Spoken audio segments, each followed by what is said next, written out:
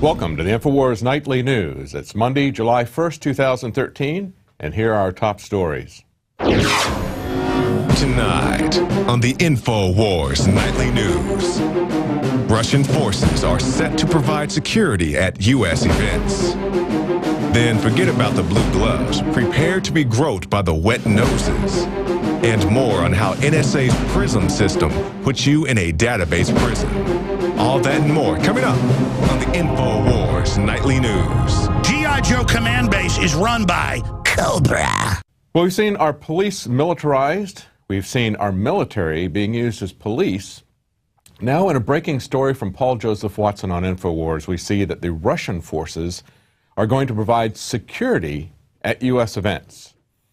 In the article on InfoWars, it says, as part of the deal signed last week in Washington, D.C. between the Russian Emergency Situations Ministry and FEMA, Russian officials will provide security at mass events in the United States, a scenario that won't sit well with Americans who are wary of foreign assets operating on U.S. soil. The use of foreign troops or other officials in a law enforcement capacity providing, quote, security inside the United States is illegal under posse comitatus. Now, this is something that we've seen happen before in empires, of course. The Romans were famous for doing this, and the British did it to a large degree during the British Empire. And that is taking troops that are not native to a particular area or taking competing ethnic groups and using one ethnic group that's had a conflict with a second ethnic group in the past, using that group to police that ethnic group and vice versa. It'd be a lot easier for our government to collect guns and confiscate guns and shoot on Americans if they're not using American soldiers, if they're using Russian soldiers. But of course, even using the American military to do that is against the Constitution. But it'll just be a matter of effectiveness for them to do that.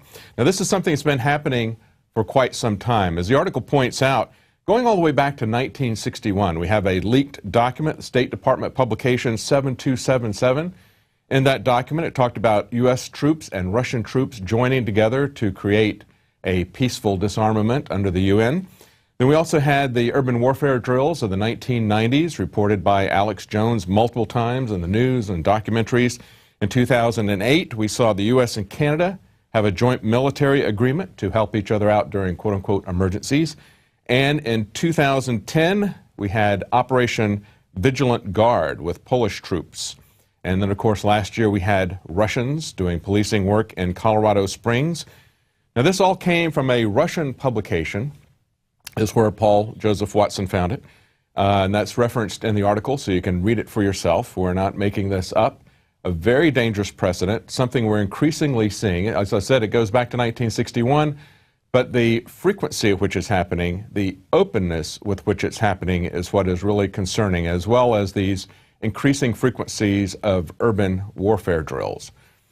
Now, there's been a change in TSA at the Denver airport. And you may wonder if it's any better to get sniffed by a dog than handled by a TSA agent. But some people seem to think that that's an improvement. In a report from CBS Denver, it says a major change is coming to the security lines at DIA. And there's a couple of quotes that are from tweets that are in there.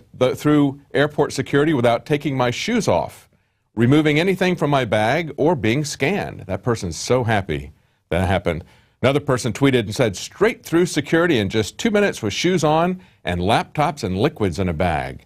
And finally, the article points out the TSA's website says its canine teams are a mobile form of explosive detection and are extremely accurate.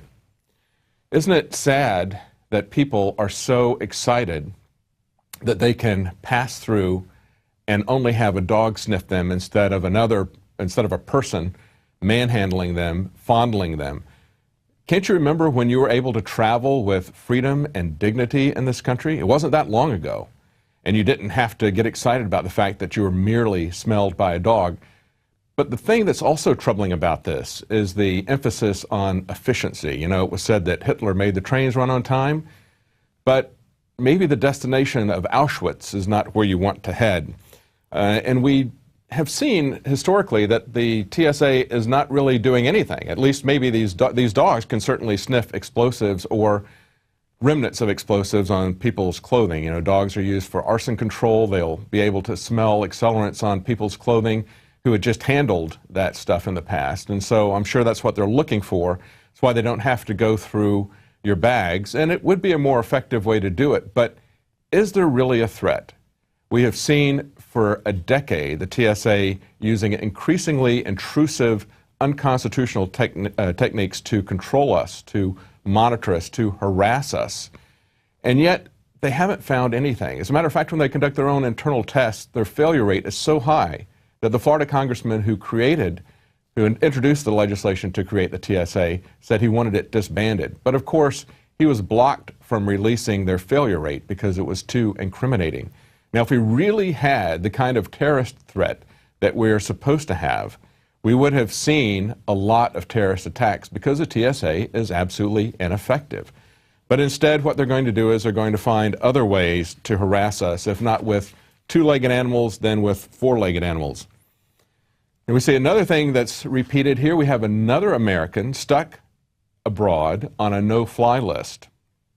This is from USA Today, and it says a no-fly list is blamed as a U.S. flyer is stranded in Bangkok airport.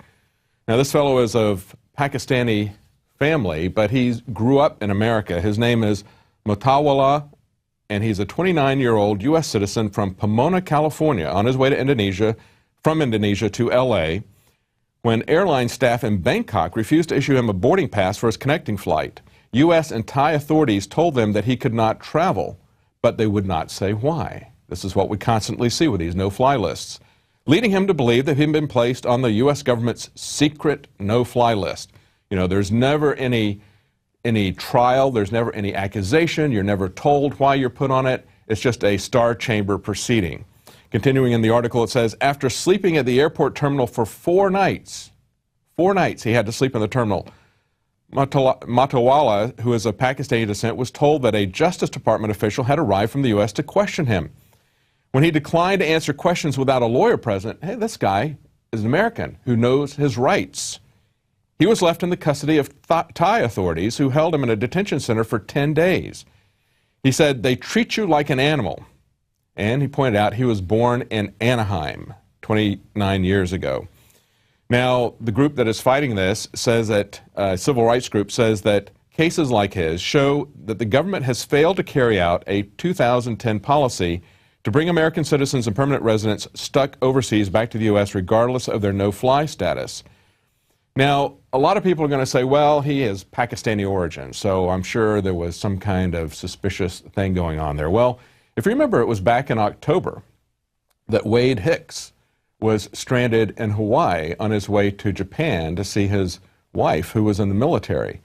Now, Wade is not of Pakistani origin. He doesn't have any kind of foreign connection in his background. I mean, he's just kind of a white Anglo-Saxon Protestant kind of guy. He was also cleared recently, just before he left, by the FBI for the highest level of concealed carry, and he had been cleared by the TSA as a worker, as a transportation worker. He had a special badge for that.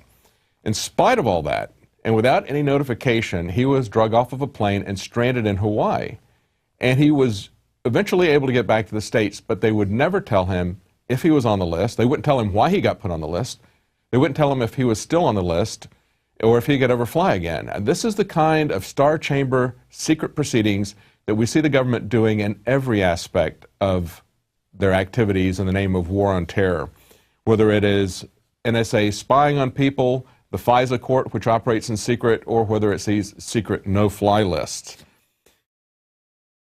The important thing about the Pro 1 filter today is that the material we use for removing fluoride and other heavy metals now will remove the latest form of fluoride called hydrofluorosilicic acid.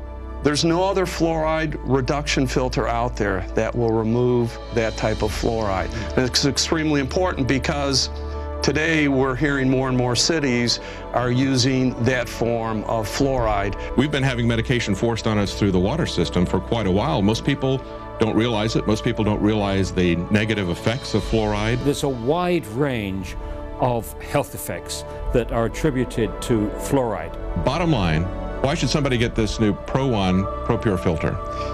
The reason to buy the Pro One, it's an all-in-one filter. It's convenient, easy to use. It doesn't require the add-on fluoride filter. And in addition, this filter removes the latest form of fluoride called hydrofluorosilicic acid.